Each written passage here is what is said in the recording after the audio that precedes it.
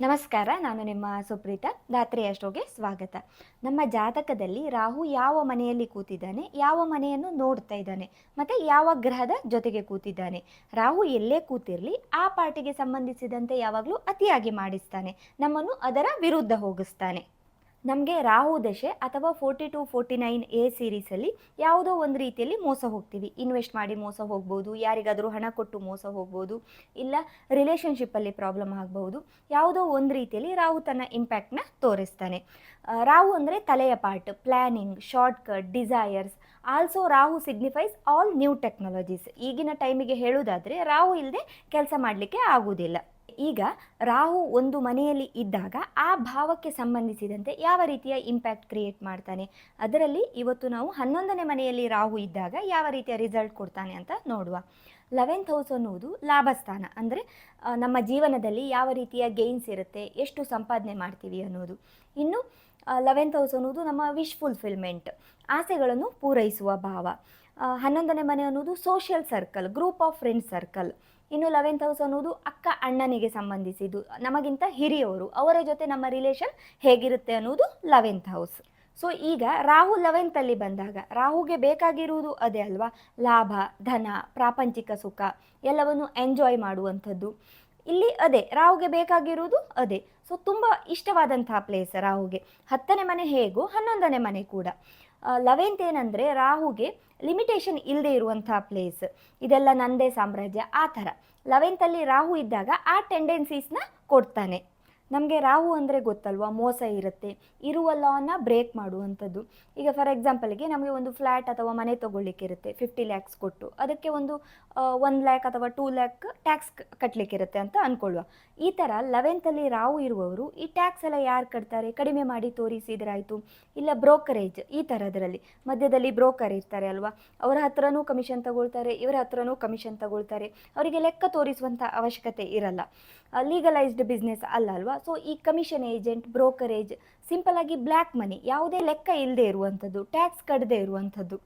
This is the one of the best placement for politics ಅಂತ ಹೇಳ್ಬೋದು. Political field, cinema ಫೀಲ್ಡಲ್ಲಿ ಇರುವವರಿಗೆ, 11th Rahu ಇರುವವರಿಗೆ ಹೊರಗಡೆ ಗೊತ್ತಾಗದೆ ಹಾಗೆ they will have excellent black money, ತುಂಬ ಬ್ಲ್ಯಾಕ್ ಮನಿ ಇರುತ್ತೆ ಅವ್ರ ಹತ್ರ. ಇನ್ನು ನಾರ್ಮಲ್ ಪ್ರೊಫೆಷನಲ್ಲಿ ಇದ್ದರೂ ಕೂಡ ಇವರಿಗೆ ಈ ಥರ ಕಮಿಷನಿಂದ ಒಬ್ಬರಿಂದ ಒಬ್ಬರಿಗೆ ಅಥವಾ ಬ್ರೋಕರೇಜ್, ಲೀಗಲ್ ಅಲ್ಲದೆ ಇರುವಂಥದ್ದು ಆ ಥರ ಕೆಲಸದಲ್ಲಿ, ಆ ಮಾರ್ಗದಲ್ಲಿ ಹವಾಲಾ ಗೇನ್ಸ್, ಫಾರಿನ್ ಗೇನ್ಸ್, ರಾಹು ಅಂದರೆ ಫಾರಿನ್ ಅಲ್ವಾ, ಸೊ ಫಾರಿನ್ ಮನಿ, ಬ್ಲ್ಯಾಕ್ ಮನಿ, ಹವಾಲಾ ಈ ಥರ ವೇಯಲ್ಲಿ ಹಣ ಸಂಪಾದನೆ ಮಾಡುವುದು ರಾಹುಗೆ ಬೇಕಾಗಿರುವುದು ಅದೇ, ಇಲ್ಲಿ ಆಗುವುದು ಅದೇ. ಆ ಸ್ಥಾನಬಲ ಅನ್ನುವುದು ರಾಹುಗೆ ಎಕ್ಸಲೆಂಟ್ ಪ್ಲೇಸ್ ಅಂತ ಹೇಳಬಹುದು. ರಾಹು ದಶೆ ಅಥವಾ ಅಂತರ್ದಶೆಯಲ್ಲಿ ಈ ರೀತಿಯ ರಿಸಲ್ಟ್ನ ರಾಹು ಕೊಡ್ತಾನೆ. ಇನ್ನು 11th ಅನ್ನೋದು ಸೋಷಿಯಲ್ ಸರ್ಕಲ್. ಇವರು ಯೂಶ್ವಲ್ ಆಗಿ ಬೇರೆ ರಿಲಿಜನ್ ಅಥವಾ ಬೇರೆ ಕಂಟ್ರಿಯವರ ಫ್ರೆಂಡ್ಶಿಪ್ ಮಾಡಲಿಕ್ಕೆ, ಫಾರಿನ್ ಫ್ರೆಂಡ್ಸ್ ಅವರ ಫ್ರೆಂಡ್ಶಿಪ್ ಅನ್ನೋದು, ಸೋಷಿಯಲ್ ಸರ್ಕಲ್ ಅನ್ನೋದು ಪೂರ್ತಿಯಾಗಿ ಸಂಪ್ರದಾಯದ ವಿರುದ್ಧ ಇರುತ್ತೆ.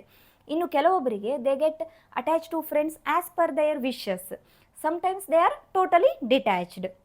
ಇನ್ನು 11th ಹೌಸ್ ಅನ್ನೋದು ಎಲ್ಡರ್ ಸಿಬ್ಲಿಂಗ್ಸ್, ಅಕ್ಕ ಅಣ್ಣ, ಇವರ ಜೊತೆ ರಿಲೇಷನ್ ಅನ್ನೋದು ಸಫರ್ ಆಗುತ್ತೆ. ಅಲ್ಲಿ ತುಂಬ ಎಕ್ಸ್ಪೆಕ್ಟೇಷನ್ಸ್ ಇರುತ್ತೆ, ಸ್ಯಾಟಿಸ್ಫ್ಯಾಕ್ಷನ್ ಇರಲ್ಲ. ಸೊ ಹಾಗಾಗಿ ರಿಲೇಷನ್ ಸಫರ್ ಆಗುವ ಚಾನ್ಸಸ್ ಇರುತ್ತೆ. Relationship with elder siblings may be unusual or distant. Rahu in the 11th house the expectations are very high. 11ನೇ ಮನೆ ಅನ್ನೋದು 10ನೇ ಮನೆಗೆ ಧನಸ್ಥಾನ. Always inclination towards material things, money, monetary gains, wealth, rich. ಎಷ್ಟೇ ಲಾಭ ಬಂದರೂ, ಸ್ಯಾಲ್ರಿ ಬಂದರೂ ಸ್ಯಾಟಿಸ್ಫ್ಯಾಕ್ಷನ್ ಇರಲ್ಲ. ಬೇರೆಯವರ ಅಂಡರ್ ವರ್ಕ್ ಮಾಡಲಿಕ್ಕೆ ಅವರಿಗೆ ಅಷ್ಟು ಇಷ್ಟ ಆಗಲ್ಲ. ಇನ್ನು ರಾಹು 11th ಹೌಸಲ್ಲಿ ಇದ್ದಾಗ ಕೇತು 5th ಹೌಸಲ್ಲಿ ಇರ್ತಾನೆ.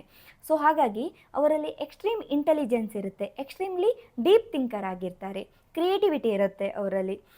ಇನ್ನು ಎಜುಕೇಷನಲ್ಲಿ ಗ್ಯಾಪ್ ಕೂಡ ಕ್ರಿಯೇಟ್ ಆಗುತ್ತೆ. ಇವರ ಮಕ್ಕಳು ಸಫರ್ ಆಗ್ತಾರೆ, ಅಥವಾ ಮಕ್ಕಳಲ್ಲಿ ಅಥವಾ ಮಕ್ಕಳ ವಿಚಾರದಲ್ಲಿ they are not much interested. In case Guru 5th ಹೌಸಿಗೆ ಕನೆಕ್ಷನ್ ಅಥವಾ 5th ಲಾರ್ಡ್ಗೆ ಕನೆಕ್ಷನ್ ಇದ್ದರೆ then these people have tendency or an inclination toward children. ಈಗ ರಾಹು ಬೇರೆ ಪ್ಲಾನೆಟ್ಸ್ ಜೊತೆ ಕಂಜಂಕ್ಷನಲ್ಲಿ ಇದ್ದರೆ the whole scenario is going to change. It's a much better if Rahu is posited all alone in the 11th house. ರಾಹುಗೆ ಮತ್ತು ಕೇತುಗೆ ಬೇರೆ ಗ್ರಹಗಳ ಕಂಜಂಕ್ಷನ್, ಆಸ್ಪೆಕ್ಟ್, ರಾಹು ಕೂತಿರುವಂಥ ಮನೆಯ ಅಧಿಪತಿಯ ಪ್ಲೇಸ್ಮೆಂಟ್, ಇದರ ಮೇಲೆ ರಿಸಲ್ಟ್ ಗೆಟ್ ಆ್ಯಂಪ್ಲಿಫೈಡ್, ಇಂಟೆನ್ಸಿಫೈಡ್, ಅಥವಾ ರಿಸಲ್ಟ್ ಡೈಲ್ಯೂಟ್ ಕೂಡ ಆಗಬಹುದು. ಇನ್ನು 11th ರಾಹು ಇರುವವರಿಗೆ most of the time foreign funds, foreign savings, foreign ಹೊರಗಿನಿಂದ ಇದೆಲ್ಲ ಬರುವ ಸಾಧ್ಯತೆ ಇರುತ್ತೆ. They can gain through media, network, technology, social media, foreign connection ಇದೆಲ್ಲ ಸಾಧ್ಯತೆ ಇರುತ್ತೆ. 11ನೇ ಮನೆಯಲ್ಲಿ ರಾಹು ಅರ್ಲಿ ಲೈಫಲ್ಲಿ ಸ್ಟ್ರಗಲ್ ಇರುತ್ತೆ. ಲೇಟರ್ ಇಲ್ಲಿ ರಾಹು ನಿಮ್ಮ ಇಚ್ಛೆಗಳನ್ನು ಪೂರೈಸ್ತಾನೆ, ಲಾಭ ಕೊಡ್ತಾನೆ. ಜಾತಕದಲ್ಲಿ ಉಪಚಯ ಹೌಸಸ್ 3, 6, 10, 11 ಇಲ್ಲಿ ರಾಹು ಒಳ್ಳೆ ರಿಸಲ್ಟ್ ಕೊಡ್ತಾನೆ, ವಿದೇಶ ಪ್ರಯಾಣ ಮಾಡಿಸ್ತಾನೆ. ಸ್ನೇಹಿತರ ಜೊತೆ 11ನೇ ಮನೆ ಬಂದು ಗುಪ್ತ ಸ್ನೇಹಿತರು, ಅವರ ಜೊತೆ ಕೇರ್ಫುಲ್ ಆಗಿರಿ. ಎಲ್ಡರ್ ಸಿಬ್ಲಿಂಗ್ಸ್ ಜೊತೆಗೆ ರಿಲೇಷನ್ಶಿಪ್ ಮೇಂಟೈನ್ ಮಾಡಿ. Always choose right way, right path, unethical ಆಗಿ ಹೋಗಬೇಡಿ. ಆದಷ್ಟು ಸೋಷಿಯಲ್ ನೆಟ್ವರ್ಕ್ ಬೆಳೆಸ್ಕೊಳ್ಳಿ.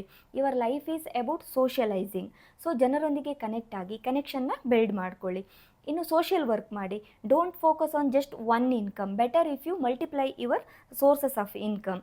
ಆಗ ರಾಹು ಜಾತಕದಲ್ಲಿ ಚೆನ್ನಾಗಿ ಕೆಲಸ ಮಾಡ್ತಾನೆ. ಸೊ ಇದಿಷ್ಟು ರಾಹು 11ನೇ ಮನೆಗೆ ಬಂದಾಗ ಹೇಗಿರುತ್ತೆ, ಯಾವ ರೀತಿಯ ಇಂಪ್ಯಾಕ್ಟ್ ಇರುತ್ತೆ. ಇನ್ನು ನಿಮ್ಮ ಲಗ್ನದ ಪ್ರಕಾರ 11ನೇ ಮನೆಯಾಗಿ ಯಾವ ರಾಶಿ ಬಂದಿದೆ ಅದರ ಮೇಲೂ ರಿಸಲ್ಟ್ ಇರುತ್ತೆ.